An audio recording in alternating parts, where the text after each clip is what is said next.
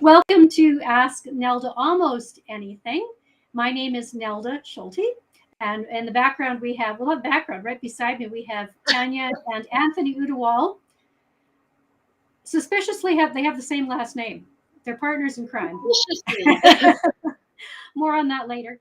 And my online business, neldaschulte.com, exists to help property investors and landlords build a profitable do-it-yourself real estate investing landlording business with videos, articles, reports, and online courses. And the reason I do this is because when I started investing in real estate 18 years ago, I made every single mistake in the world. I stepped in a bunch of financial landmines, and I really wanted to make it my mission to help people bypass those lines and fast track through a successful program. Reasons why I'm also bringing speakers on, because these people are specialists in their industry. They've been there, done that, and they can share their knowledge and their expertise with us. So tonight, as mentioned, we have Anthony and Tanya Wttewaall, and they're going to talk about the Alberta real estate market predictions for 2022. I'm certainly very interested in this. I know we all are. We've had such a weird 10, 12 years in Alberta. And Tanya and Anthony are mortgage brokers with Belmor Mortgage Corp. They've been doing that for, I think, almost 20 years. And Tanya has worked in almost every corner of the mortgage transaction industry. And beyond mortgages, her passion comes from educating and empowering generations of people with building their real estate portfolios or converting renters into homeowners. So thank you so much and welcome. Thank you for joining us and welcome. You're welcome. And just like these are realtor with EXP. So I'm the mortgage broker, he's the realtor. That's okay. And 20 years of being in this business has been a lot of fun, but it's been a lot of pain.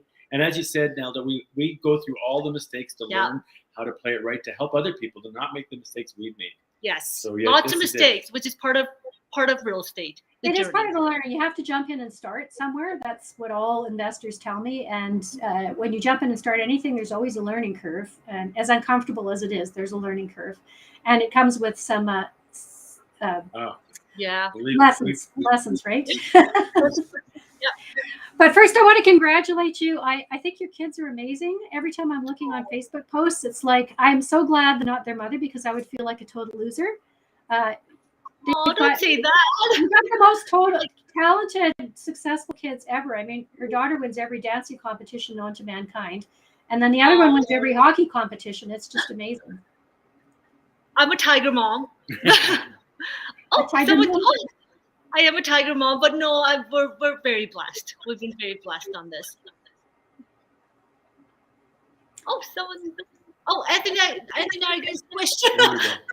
I think I ended up with a third person, a guest I can let in, but I didn't want them on the screen, so I'm not sure how to do that. So I think I'm just going to leave them where they are. Okay. I was like, we're getting squished out of the way. No, you don't have to get pushed. Yeah, I know. We kind of feel like squishing even though we're virtual here. So let's just dig in here. The recession was followed by never-ending COVID, which has made all of us feel really pretty insecure about the real estate market in Canada and particularly in Alberta. So I don't know. What do you think? Is there any light at the end of the tunnel? Well, I think we're in the light. Like, are you saying like the recession to COVID? Oh, sorry. Yeah. The recession to COVID. We are in an interesting time right now, Nelda. It's been crazy, like crazy. Well, let me share something. So COVID was pretty good in the real estate business. I mean, the whole thing, as bad as it was, the real estate game has been playing it out. And let's be real. A lot of the beginning of this whole thing was people sold houses and had to buy houses. And that just kept flowing on and on and on and escalated it. And then the biggest thing that happened is people couldn't get houses because they're going, oh my God, I sold my house. Now I got to buy a house. And literally they were saying, well, I'll pay like $50,000 more. I'll pay $80,000 more. It was ridiculous. I would literally go to clients and say, you're paying too much for this house. Let me show you what's all wrong with it. Say, I don't care. I need a home. So it became more a matter of the desperation of getting a home and the fact that they felt like they couldn't be homeless. All part of this hype we're dealing with, because let's face it, half of what's going on is hype. It's hype. Well, during COVID, I called it the toilet paper effect, because it didn't make sense to me. We're in a pandemic. People are getting laid off. We're living on CERB income, and yet the housing market is going strong. And I'm like, I called it the toilet paper effect because it didn't make sense. Now, the toilet paper makes sense. it syndrome thing never made sense. But when the Omicron virus hit in October, and we thought, oh my God, another set of closure, it didn't have the effect on the economy that economists predicted. We thought the Omicron was going to cause another set of closures, and it didn't. And that propelled the economy to move forward again. And then our oil recovered better than projected. Okay. All of these are causing our housing market to recover at an exponential rate. Does anyone in Calgary right now would know that this is really busy times? Yeah, I would have been very surprised by, I mean, anytime I read about housing prices or anyone who's selling their house, they always seem to get more for it than what they thought they would get for it. Sometimes there were bidding wars. And this is a time when theoretically nobody has jobs or money, Yeah. and there's a housing shortage. So it's like, what the heck? This is a replica of the 2004-2005 housing boom. Oh, really? Bidding wars, one day on the market. It's definitely a seller's market right now. Now, the spring market already perpetuates that. The spring market is hot, but this market's been going on since what, October, November, when things started to really heat up. Yeah. So this is Calgary. We either boom or we're flat. But let's talk for a second about the fact that we've totally been undervalued. Like our houses have been way under market. When you even look at what should we be getting for houses? We've been $100,000 under where we should be at. Really? And where we're like, you look at Toronto and Vancouver, they've always been at $1 million. Like not always, but the last few years they've been at $1 million, which is unrealistic. But Calgary's been at 450. This is the market, and everybody knows it, and that's why they're all coming here. But not just in Canada. We're talking the world is looking at it going, this is really? to invest. So the world is looking at Calgary and Alberta right now. That's what you're saying. Oh, okay. So the Toronto's benchmark price surprisingly is about 1.3 million, and so is Vancouver. So what is driving the investors is that they're seeing Calgary and Edmonton as investment properties that actually cash flow. You can't buy an investment property in Toronto and have a cash flow. What you're sitting on is properties you're hoping will appreciate in value, and you can flip it and then have the equity. Really? Vancouver's the same way. It's just properties that needs to appreciate in value. But in terms of buying multifamilies in those areas, it won't cash flow as well as it will in Calgary and Edmonton. Right. Number one, our rents are more reasonable. You could get a 2-bedroom condo. I don't know, Nelda, you would know more because you're in property management. But in Toronto, a 2-bedroom condo would be $1,600, $1,800. Calgary might be $1,200. $2,500, maybe $2,500 in Toronto. So our market is ripe for investors, international investors from Toronto and Vancouver, which is so saturated. But Toronto will still do well because it has a strong presence of investors. Yeah. And Vancouver will just do well because they have such limited inventories. And And Calgary, everyone loves that. Yeah, and we'll just cash flow well because we have what Anthony would say, like the affordability index, right? Do you want to? So that actually sort of answers my next question, because I was going to say that Alberta has, it's been kind of like a one-horse town in terms of the economy, because we've just been really reliant on oil and gas, and our economy took a real donkey kicking, for the last decade. And I was just wondering where you saw Alberta in the real estate market, and you kind of answered that already. You've said it's ripe for investing, and especially for international investing. Yeah. So I'm going to touch on that a little bit. Like, here's the biggest thing that I think is happening. This is all hype. Okay, we've got Toronto people, we got Vancouver people. I'm talking real estate. I'm seeing more deals that are saying or assignee. So they're all assigning contracts. Lots of wheelers and dealers or wannabe wheelers and dealers coming out here trying to tie up contracts, assign contracts, try to flip the deals. This is what's coming in here. All the hype guys. Oh, really? All of what's happening is in Toronto. The people went from Toronto they went to, I think it's Etobicoke to like, they keep moving out of the city. And it kept moving along, follow the GO train, and the trend went out, and the houses kept going up in value.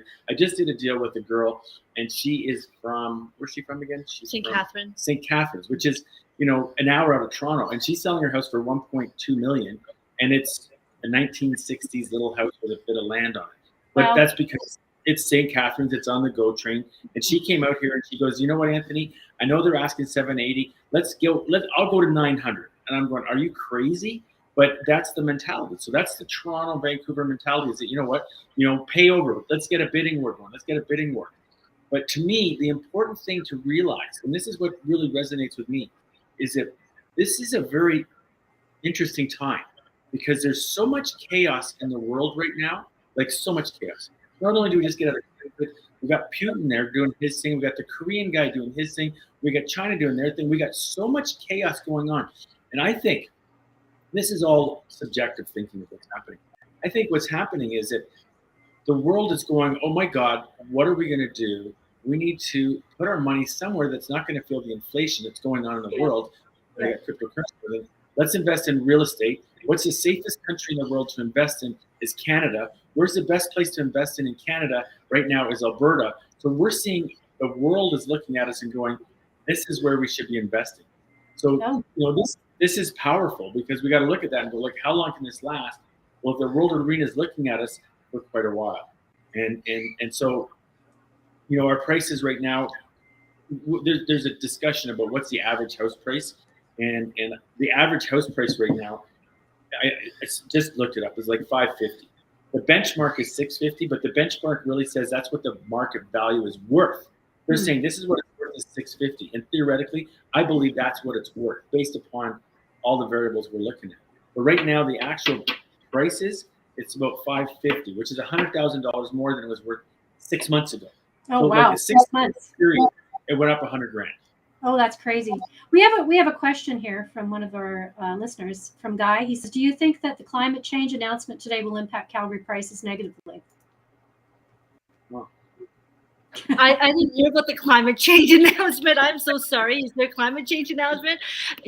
So it's funny because it's been so busy.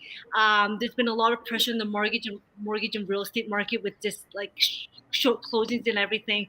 But what is going on with the climate change? I don't know. I was hoping you did so that I could look like I could sort of dovetail on your smartness. I know. I've heard 60 radio is the only news I get is that we've never met our targets for reduction of carbon. Is that kind of what we're talking about? I just got my income tax return statement from my accountant today, and he said something about I got something about I got a rebate or something similar to a rebate or a refund for pollution and climate change that all Albertans get or all Canadians get. It's something like $750, and it'll be parceled out over a few months. Maybe that is something. Is that what you're talking about, guys? Sorry, we're so busy with our heads down here.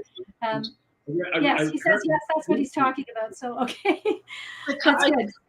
I think what it is Trudeau announced that we're going to do something where we're going to do a major climate change, where we're going to be the ones setting an example for the world, that we're doing our efforts to make sure that we do reduce emissions. And I may be wrong. Well, again, we never met our targets, but I will say this. Calgary is very heavily dependent on oil. Yes, we've been trying to diversify into technology and stuff like that. Our oil is recovering better than what we predicted. We do have a long ways to go. I mean, we have a lot of resources to diversify. That's a tough. But I'll tell you what I think. And I like this conversation where we can all chat about things. I think that climate change is going to make Canada look like a more favorable place to invest in. So the world is looking at us going, you know what? We are the place that you want to be because we care about the world. We're a stable economy. So once again, instead of putting money into cryptocurrency because economies and inflation is running rampant, invest in Canadian real estate. So I think that is going to make our real estate do better because I think people are looking in the world at Canada is a place to invest in real estate because they care about the world. They're stable. So I think, yes, it'll have a positive effect on our real estate. Okay. So it looks like Guy said that Canada's wanting to reduce emissions by 45 to 50% by 2030. So good. Yeah. I hope we do because I think we're lagging behind many other countries.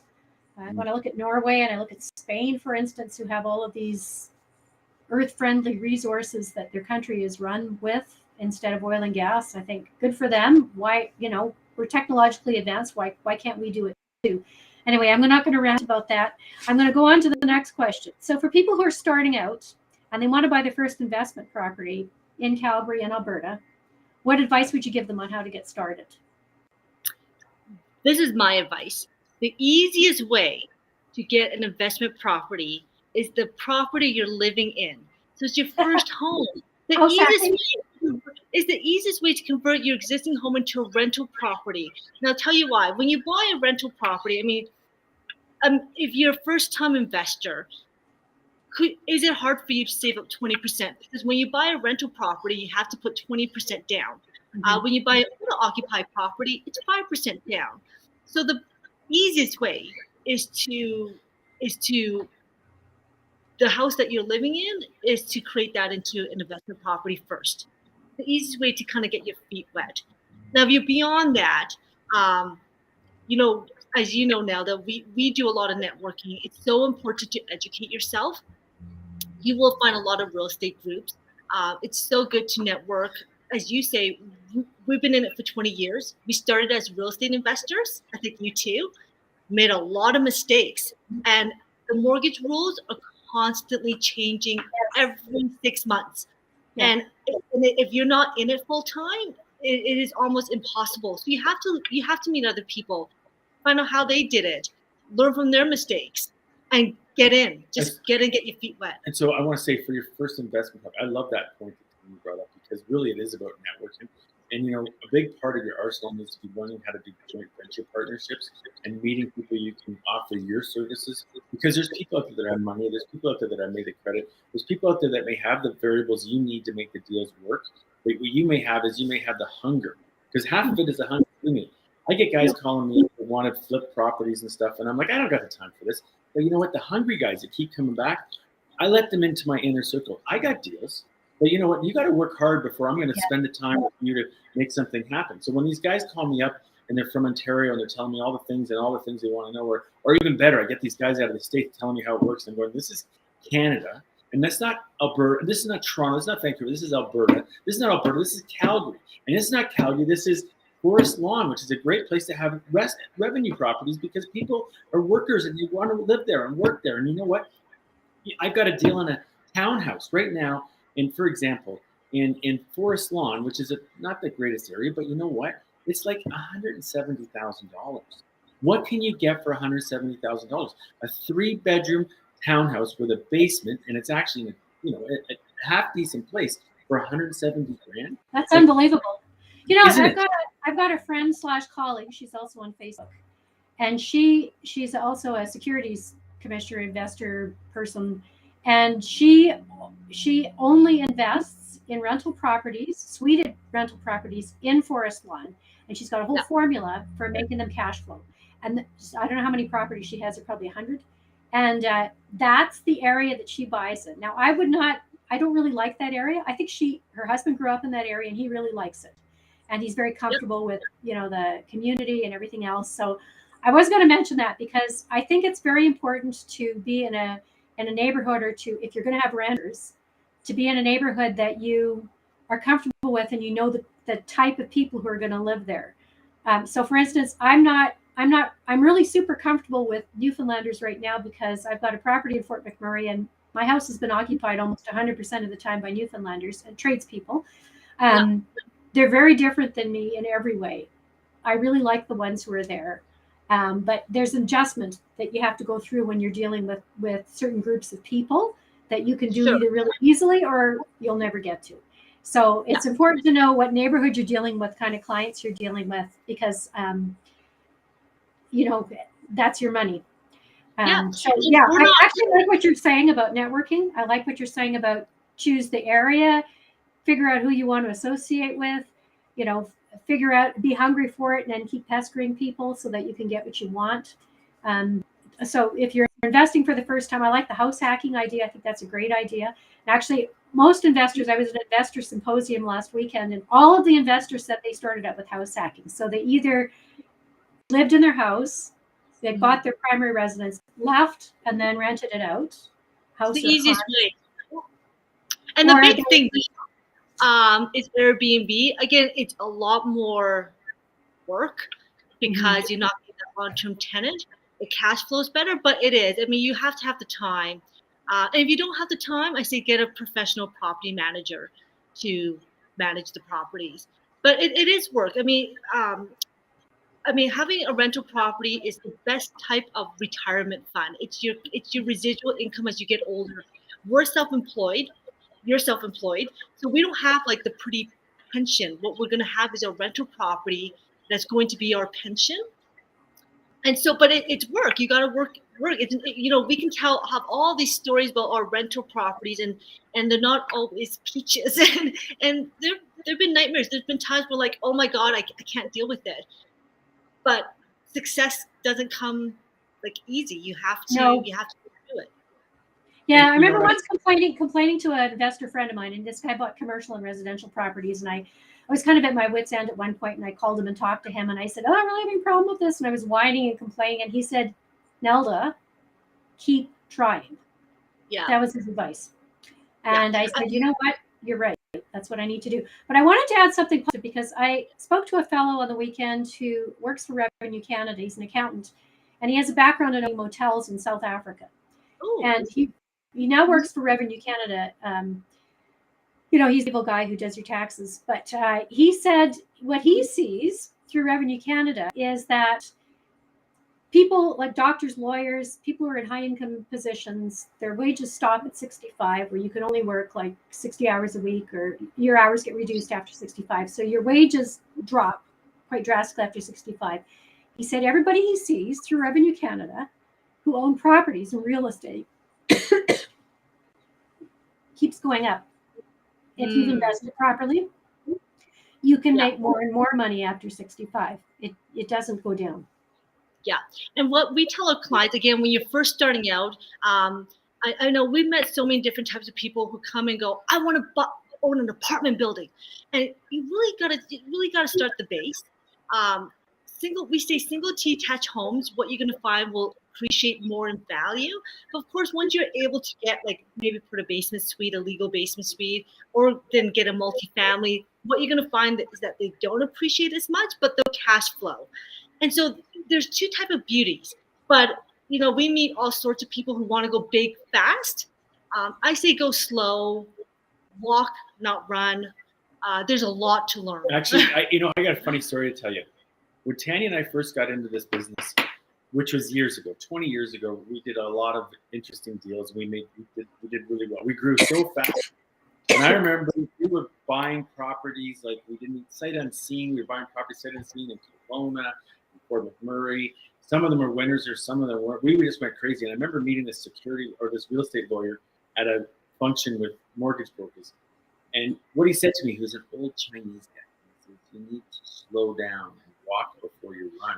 And I was going, what are you talking about? This business is great. We can buy a house. We can do this, we can do that. I would say 20 years ago when we're like, oh, look at us. Because, we were like, hey, look at us. And now when I think back, oh my God, how did we get through it? Because what goes up comes, you got to watch the economy. Yeah. Alberta, Calgary, flatlines. So we can boom. And what we're seeing right now is a boom, but it will flatline. And you need to be able to cover those mortgage payments. So Anthony's going, and this beautiful real estate lawyer goes, you need to slow down. And it was true. We were going too fast, and we made a lot of mistakes. Some of them were costly. And my advice to new investors is seriously take your time, find the right property. There's always going to be a deal. So if you're panicked right now because things are moving so quick, that's the worst time for you to make that irrational decision. Absolutely. You know what? Do not slow down. One of the best things right now, I think, for new real estate investors, this Airbnb thing's been a lot of hype, but the more I look at it and analyze it, it's really a simple thing. I mean, you just tie up a property on a rental. You rent it. You're not even buying it. You rent it and then Airbnb it. That's a simple thing to get in it. It doesn't cost much. You're not even totally tied to it. You don't have that much of a commitment. And if you can find somebody that's been having a hard time, which you'll have, everybody's renting like crazy right now. I can't hear you, Anthony. Sorry, you just faded. I was just saying, there's no problem renting properties. But what I'm trying to share is that easy way to get in is through the Airbnb game, I think, because you don't need to get the mortgage. You're just tying up a property in a rental agreement. Yes, if your landlord is willing to do that. So I would never, ever allow that with any of my properties, because I want to know who's in my property, and I want them to have tenants insurance and all that stuff. But yes, I know people who've done it. And also you need to check with your municipality and see if they allow it, because they're cracking down more and more now. They're making laws, and they're taxing property owners on Airbnbs, and they're making them get licenses. And so there are all these different rules and stipulations. Like you said, the mortgage industry changes every 6 months. Yes. Landlord-tenant laws changed almost, well, they don't change maybe quite as often, but there are always changes to the laws, because the municipality wants their piece of the pie too. So they're going to find, if they're saying, oh, hey, look, a lot of people are doing Airbnbs in our town, we're going to find a way to get some taxes out of that. So you've got to check all your laws first. You need to know your landlord-tenant laws. You need to find out if your property insurance will cover that kind of stuff, because if they don't, and there's a problem, there's also liability issues. I read a whole bunch of articles recently about really awful things that happen to people, guests in Airbnb properties, and huge liability cases, like a woman in New York who went out on a New Year's Eve thing and came home, and somebody had gotten into her Airbnb and attacked her, and then came back. The police caught him, and she sued Airbnb, and it was like millions of dollars that she got. And they tried very hard to keep it very hush-hush for a long time, but it came back up. So, and I'm reading more and more of those types of things. They actually have a whole department now at Airbnb that handles liability cases. So there's lots of, yes, it's a good way to get into it if you can. But the flip side of that is there's lots of danger if you're not doing it right. Yeah. So back in the days when it wasn't so easy to rent out a property because there's just such a surplus of rental. Anthony and I would convert our home, our rentals into executive rentals, so we would actually furnish it, and that made a difference. You do get a different type of clientele, but again, once you get into real estate investment, you need to find a little bit of a niche. What would separate you from other rental properties? So, and I say, don't be afraid to look outside of Calgary. There's some smaller markets.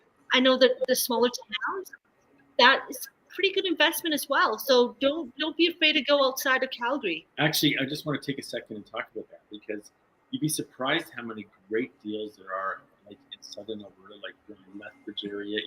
You're fading again. Like certain areas like Lethbridge and Medicine Hat, and even the smaller towns like Picture Butte, Random. These little communities, they still are pulling similar rents, not as good now, but similar good rents, and their prices are substantially less. And it's certainly in your backyard, and you know more about the rental part of it, but you can pick up even fourplexes, for $600,000 or $700,000, like literally. That's great. In Lethbridge, like there's great prices on stuff if you're willing to go outside of Calgary. In Calgary, you can't buy stuff. It's just ridiculous. There's nothing. So yeah, that's one of the things I would recommend, is looking outside of Calgary. Yeah, look outside of Calgary, and if you're going to manage it, before you buy, if it's a rental, make sure you know how you're going to manage it or who's going to manage it. And just because you turn your property over to a property manager doesn't mean they're going to do a good job. I've fired 3 property managers. So I've had some not great experiences with property managers. We had a property management business, my husband and I. And we never got fired, but we started it because we were having so much trouble with property managers. So you have to do your due diligence, and if you have to make sure there's somebody with boots on the ground who can take care of your property, do your showings legally, that they're not going to get in trouble with RECA. And then the other thing you really absolutely need is you need a good maintenance man. So in my Fort Mac property, I've got a fabulous maintenance man. If he leaves, well, I'm not going to let him leave. I'm going to crazy glue his feet to the ground. Yeah. And then I'm going to tether him to my house because I could not do it without him. I couldn't. So you really need somebody with boots on the ground. So yes, great deals to be had elsewhere if you're willing to look. But you need a team there. You need people who can take care of your property. I'm going to go over to our next question, which is what qualifications do you need as a mortgage broker? So if you're choosing a mortgage broker, how do you look for somebody? Oh, do you mean to find a mortgage broker to use? Yeah, to use. Yeah. Oh, to use. I always say good things about both banks and mortgage brokers. So lately I've been getting a lot of questions like, what's the difference between a bank and a mortgage broker? And I say this, first of all, the banks have their own products. Mhm. So if you don't fit into their product, then they can't assist you. So then I've got reps at the banks that will contact me, and vice versa. If I don't have a product and I need a bank, I'll go to them. So I always say good things on both. I think the big difference is that the bank person does everything else. They do mutual funds, they open TFSAs, and they do mortgages. So they're not specialists. With a mortgage broker, I would look for someone that's been in the business for a while, that does it full time. You'll be surprised by how many people do mortgages part time. Yeah. I have no clue how they do that because it changes so often. And because the market is really hot right now, I'm getting emails constantly by lenders. I can't even keep up with all the changes. The rates are changing daily. So Wow. I would find a full-time mortgage broker that's been in it for, I would say, I'm going to use the number 3 years. I've been in it for 20 years, but I'm still learning. I'm good with what I do, but I'm constant learning because everyone's situation is always unique. So I'm learning things all the time. But find someone that's, and you know what? I'm a part of a boutique firm. I used to be part of a really big brokerage, and it doesn't matter when they say, well, what brokerage are you with? It really doesn't matter. Nor does like a realtor. It doesn't matter what brokerage you're with. It's about you and your experience. Person, yeah, and how you're treating. And by the way, I know Tanya because she actually did wonders for a friend of mine who needed she had a very complex situation, and Tanya jumped in and worked a miracle a couple times. Did That's you? That's how I knew you, and then I met you through. And then in person, I met you through a mutual friend of ours. Again, another person in the real estate industry. So yeah, that's how I'd heard about you originally. Yeah. Oh, the guy asked a question. Yeah. Do Mortgage brokers, do B lenders, and banks, right? Correct. Like so as a mortgage broker, we have access to many different lenders. When you need to go to, let's say, a B lender, I never call them B lenders. It sounds like you're B rated. I call them alternative lenders. They specialize in like the beautiful self-employed. Again, we're self-employed. I get it. Your income isn't high enough. It's all in your business, or you claim very little for tax purposes, or you've been through life, so you've got some credit blemishes. The banks, when you go to a bank, you need to fit into their guidelines. And I use the banks as well. I use the big 5 banks. You do have to fit into their guidelines because they go through the audits. We have access to alternative lenders. We have access to private lenders. Every situation is unique.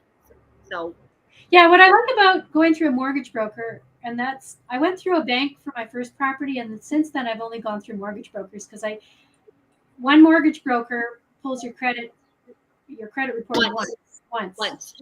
If I go to 5 different banks, they're pulling my credit report every time. correct.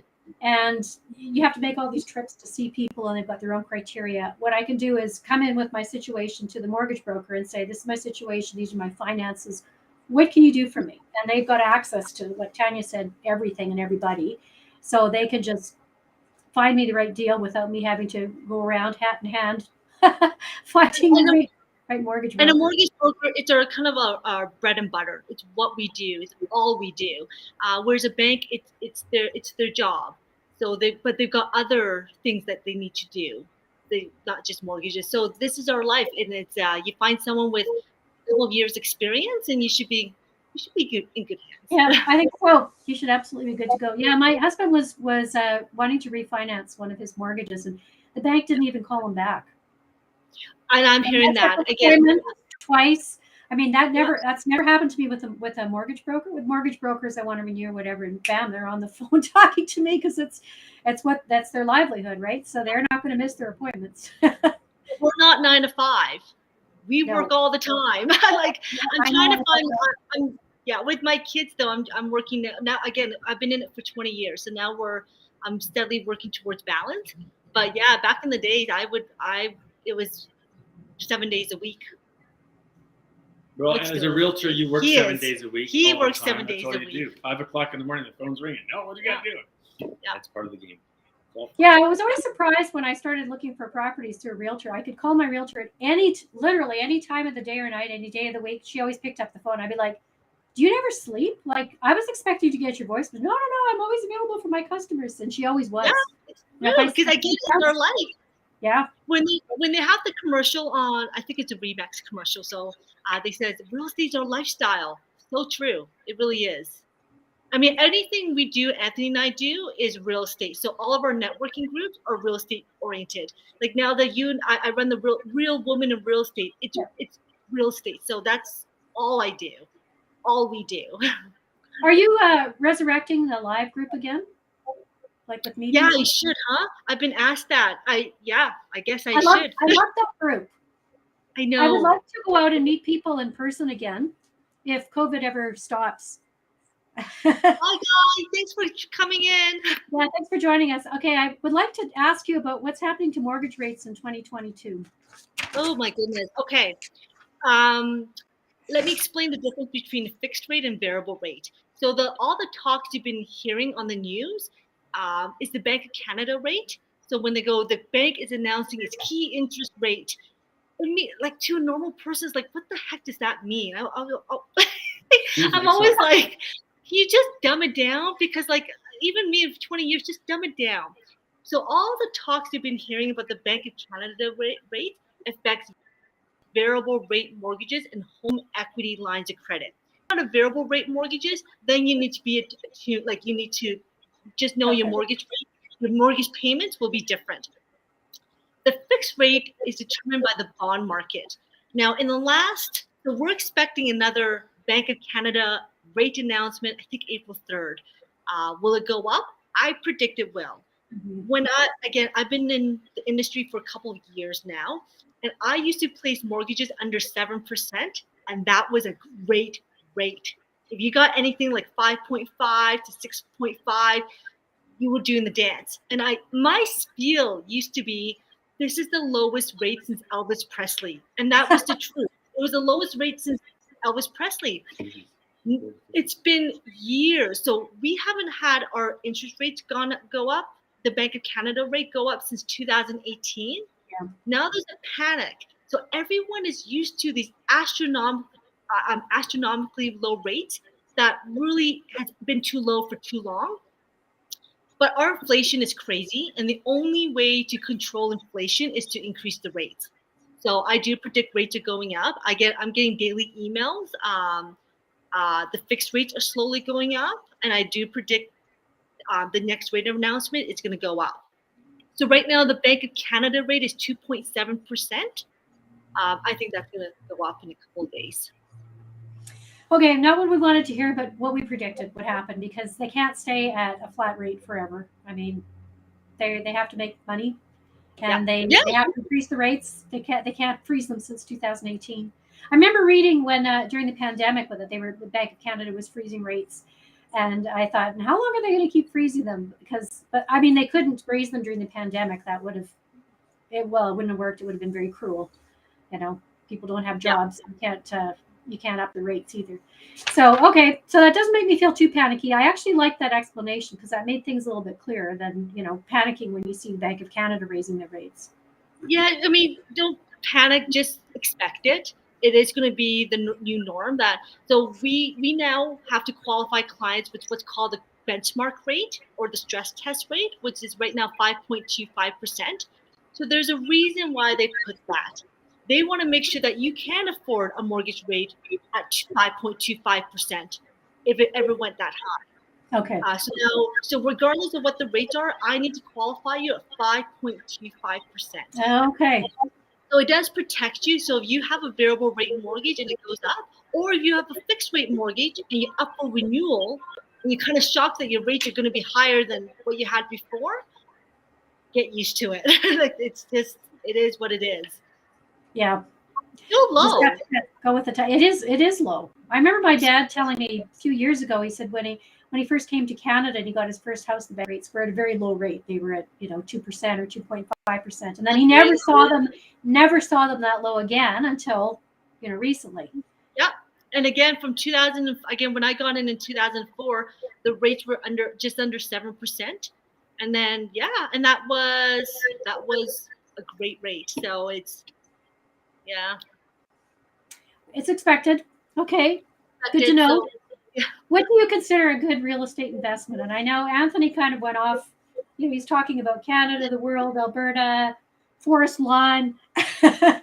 What makes a good real estate investment? What do I think? I'll tell you what I think is a really good investment. I think anything. And I need to see all your face, Anthony. Okay, here we go. I'm drinking my bubbly, so I had to go out. I'm like. I tell you, in my opinion, anything. The best thing you can do is try to find a property that you can add value to. So if you're buying, for example, a half duplex, you look at it and say, okay, how can I turn the downstairs into a suite? And then look at the back and say, well, can I do anything with that garage? You've got to look at any investment and go like, how can I turn it into multiple streams of income? And in my opinion, that is the key, because that's what's going to hedge against inflation. Everybody's rent is going to go up and everybody needs somewhere to live. I mean, you can take a small little tiny suite and still pull $600, $700, $800 out of it. Yeah. So the key really, in my opinion, and I mean, we're talking, is it legal or is it illegal? Unfortunately, there's lots of illegal suites. And I mean, I shouldn't be saying it's okay to buy illegal suites, but we just got to be real about what's going on. Mm-hmm. And even if it's an illegal suite in an area where there's lots of illegal suites, you're really probably not going to get a lot of grief. So with that being said, my view is to try to be in a place that you can do a value add.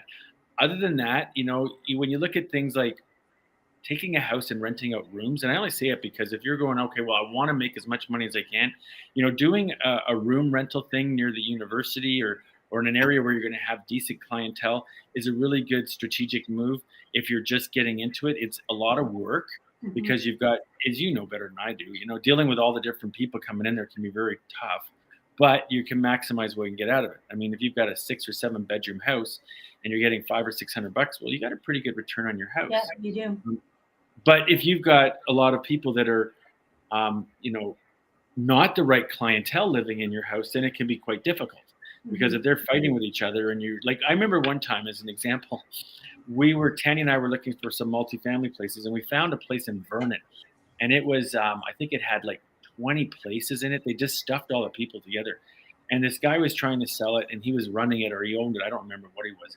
But the tenants were giving him grief. I was like, my God, what a headache, because he had not good tenants and they were complaining. And once the tenants, as you know, got control over you as a landlord, you're out of it. Like you should never, in my opinion, as a landlord, you should not deal with your tenants. You need someone else to deal with them because it's very hard to have a tenant because they very easily become your friend. And when they're your friend, they can say, oh, but I can't pay the full rent right now. And as soon as you get into that position where they're, your friend, they're not really your friend, but they're in a position where they feel like they can ask you, like, I'm a short $50. Well, that's where it begins. I should say though, and you would know, Nelda, if you do room rental, it's a completely different landlord tenancy. It does so it either falls. It's either a roommate or it can fall under the Innkeepers Act. Yes. Yeah. But yeah, it's.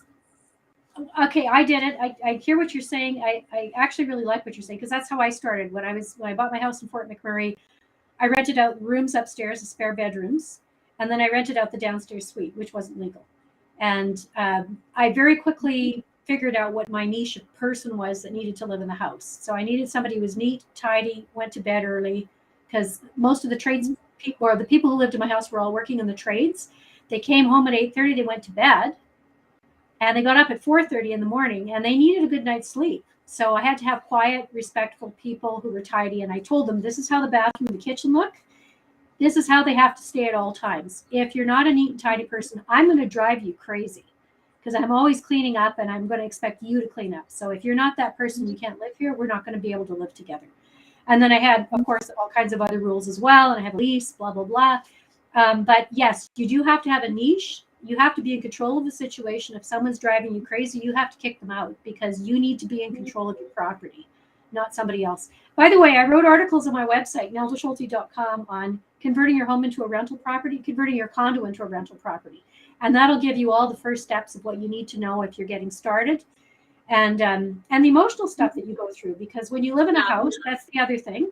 it's your house, and I still feel this way about my first property. When I go back and I look at it, if people have mistreated something, it really bothers me because that was my house. You know, I've got a rental condo. We've got another rental property that, you know, I'm not as attached to, but the first house I'm attached to, and it kind of hurts me when people mistreat it. So when I see like your first home, oh, sorry, there's such an echo. You hear an echo? Oh God. Okay, the first home, when I say converted to your rental, it is hard because when we did that with my first home and I converted to a rental and it was mistreated, I was devastated, and I had to put in my mind, I'm not living there anymore. Yes, yeah, I'm not living there. Sentimental. Another thing to your investment property, I always say, if you could, is to follow the C train, because that's a great place to buy rental properties. A lot of them need access to transportation and C train, so follow the C train. And the amenities. Is it close to schools, shopping centers, places of work? We have you probably know him too, Bill Biko. He owned rooming houses, and they were in kind of mid-priced neighborhoods. They were very close to industry, close to all the bus routes, close to everything. And he never, ever had a problem renting them. They just rented like that, and rented for good prices, good people. And of course, he had to manage them very regularly. He eventually, over the years, made a lot of money on them, but he got burned out and he sold them. Yes, Anthony's a realtor. Has seen when people do get burnt out, and they like just get rid of this property, or they're so sick of their tenants and just sell it. And at that point, you need to just really take your step back, either hire a professional. But yeah, I mean, it's work. But owning homes is like another job. So it's glorified in some ways from all these beautiful real estate shows, but it's work.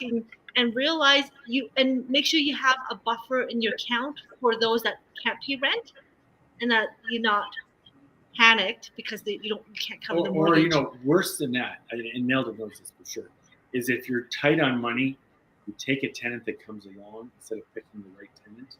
You need to move up. I can't hear you again, Anthony. I said the worst thing you can do is, if you're tight on money, is take a tenant that comes along because you need a tenant, rather than really taking the time to find the right tenant, because that's the beginning of the end. I'm dealing with a person right now, the person who's selling that place in Forest Lawn. She just wants out. You know, I sold her a few properties, and she just is liquidating because she couldn't handle dealing with her tenants. Her tenants killed her. And she's like, I don't care. I just want to get rid of it. And I'm going, you know, if you spend $5,000 on it, you can get $20,000 more. I don't care. I just want out. Burnt out. Just done. She's exhausted. She doesn't want anything to do with it. It just kills her to go down there and like do anything. And I'm saying a quarter payment wonders. It's like, you know, we're talking like $1,500. You'll get all the money out of it for sure. She just get rid of it. I want it. I don't want it. But it's just like with anything else, even with your career, with life, you get burnt out, and it's no different with investments. It's fun when you first get your investment, and then it's management and maintenance. Management and maintenance, yes. And I was going to mention tenant screening is so important. And I don't have to chase after people for rent because I run credit checks on everybody. And I make sure that my baseline criteria is they have to be adult enough to know how to pay their own bills. Their problem is not my problem. Okay, now during COVID, I actually didn't have anybody call me during COVID and ask me to change the rent. But I need to know that people can manage their own finances. Right. I don't want to do that for them. I'm not their mother. Yeah. So I run credit checks. I have a very rigorous screening process, which you can find out about I'm going to put the ads out tonight. It's called Find the Best Tenants. I have a webinar coming up. And so you have to do a really thorough screening process so that you're getting the kind of tenants you want, who are going to take good care of your property, take good care of you, your psyche. And and then treat them well. And then when you get that beautiful tenant that is amazing, what we do is we send them Christmas gifts, and it makes such a difference. It does. You know, like we say, here's a $50 Christmas gift, and then your rent's going to go up $50 a month. No, he's so awful. No. God, he's so bad. Don't listen. No. But we do, because you know, it's not just transactional. If they're living your property, it's relationship. But then if you get too close to your tenants, it's good to have a separation. Like Yeah, using my tenants know who I am because I'm very hands-on. But they're not my friends. Some of them have become friends after they moved out or over time. But I don't ever put tenants in a property to become my friend because, like you said, that's big trouble. You know, you need to have a professional distance. You know, so yeah. Yeah, it's good. But I was going to ask you for one, like just a nutshell version, because we've covered a lot of stuff and a lot of wisdom from you two here. So thanks so much for that. But okay, what are the important factors then for real estate investing? If you had to just tell somebody who's just say, okay, I'm really gung ho and I want to do this, and what are the famous 5 or the top 10? Or what I would say the biggest factors is, first of all, they say the old silly thing. It's like location, location, location. As silly as that is, that's really true. It is. It's like, it's so true. Like Tanya said, be near a C train. That's huge. Like, or know where the C train is going to be, because that is a massive thing. You're always going to have tenants, and they're always going to have a way to get there. So that I would say that's one of the biggest things. Don't go over what you can afford. Put yourself in a position that you're not going to be stretched for money, because I think one of the biggest challenges, as we talked about, is if you get behind the 8 ball and you're tight on money, you're going to take the wrong tenant. It'll bury you. Or you're going to charge too much for rent, and it's like you're going to be getting the wrong tenant who's going to become a problem. And you know more about tenants and stuff like that. And as far as I think you know a fair amount. You've been doing this for a long time, and you have investment properties. You get it. Well, exactly. And I mean, in the big picture, tenants are just one part of the equation. It's a big part of the business.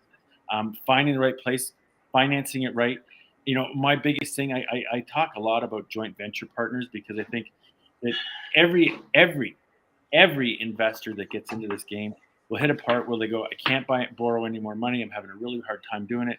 And then the door opens up and they go into the joint venture world, and then they really start growing, because that's when you start looking at limited partnerships. You look at all the other things you can do to get to the point of buying an apartment.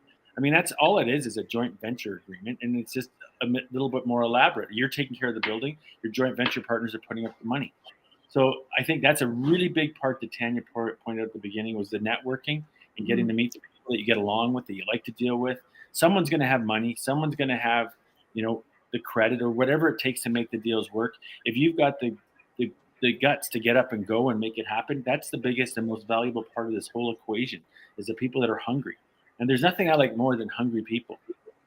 When I see hungry people, I will look for ways to make things work. As a matter of fact, I'm just going to touch on one thing. I talked to a lady today, and she's going through a really hard time. Her husband left. Her times are tough. She's going through a tough time. She's got a blemish in her bureau. She goes, you know what, Anthony, I just want to own a home. I want to own a home for me and my kids. And so I said to her, I go, well, this is going to be really challenging. This isn't going to be easy. You got a blemish on your credit. You're not making that much money. Well, your kids are going to have to step up and help you. They're going to have to get a job, and they're going to have to help you. And I said, so here's the first thing you got to do. You got a $3,500, debt on your bureau that needs to be cleared off. I said, you got to clear that off. And she's like giving up. Like, if you saw her demeanor, she was like, I can't do it. I said to her, this is the first thing you want to do. If you want to own a home, I want to help you make it happen. You need to call up that credit agency, and you did make the deal. And I said, tell them you give them $1,000. I said, no.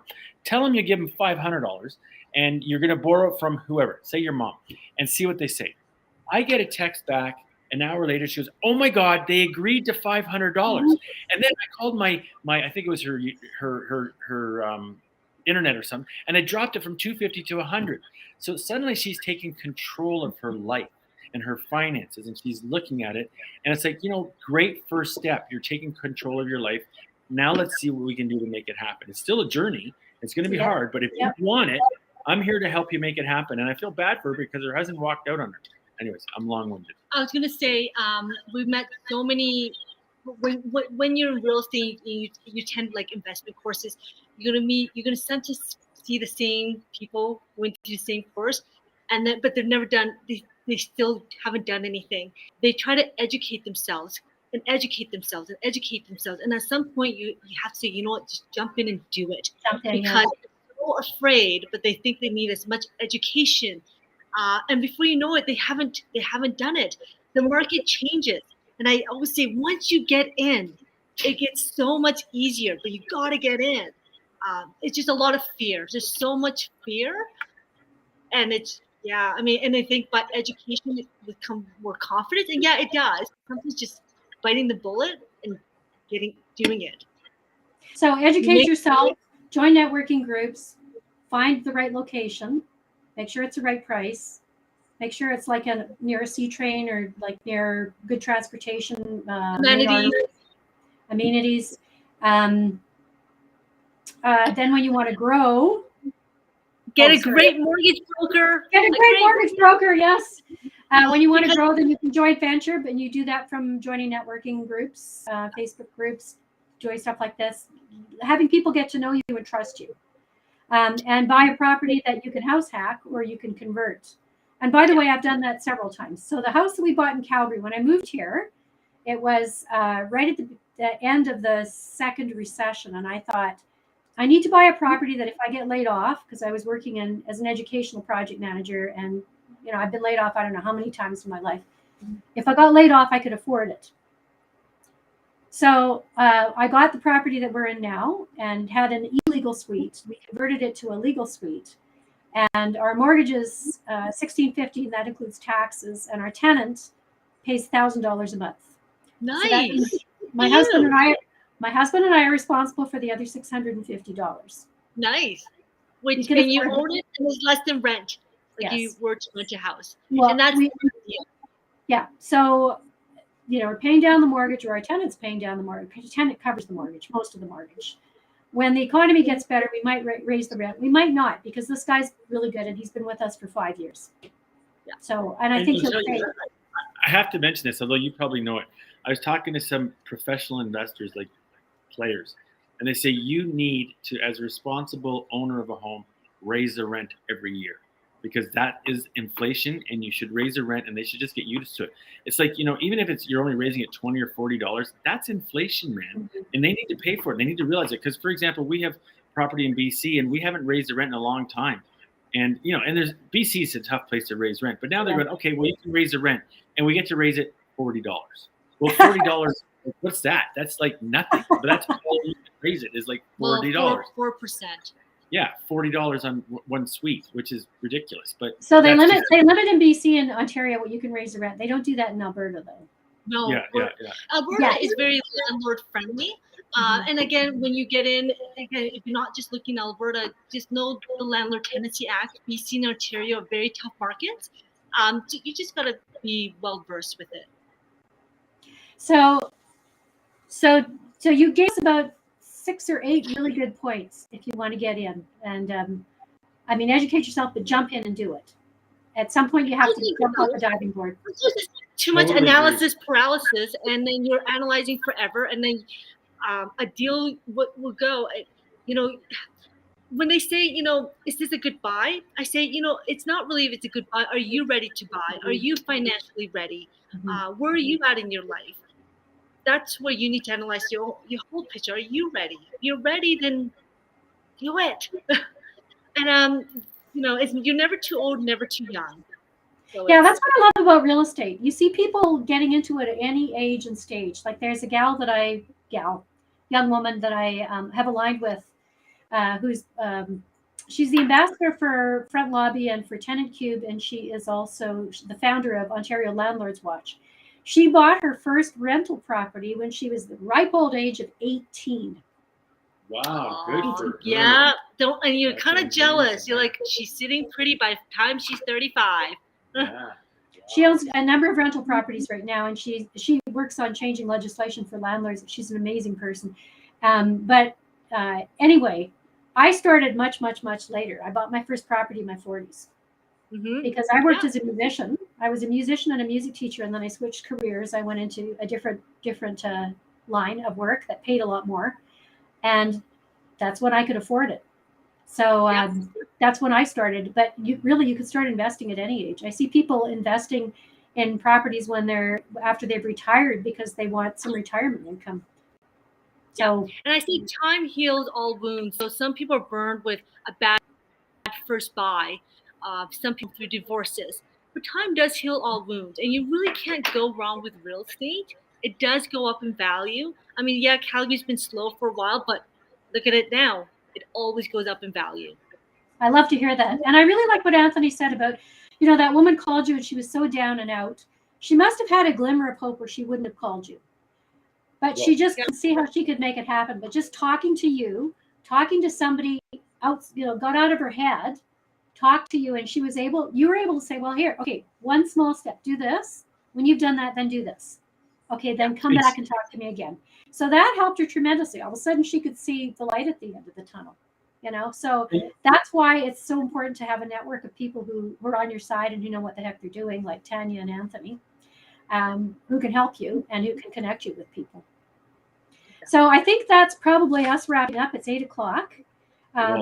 Tanya, that was fun. I enjoyed it. It really was fun. Thank you very much for being on my show. I really appreciate it. Thank you so much for having us.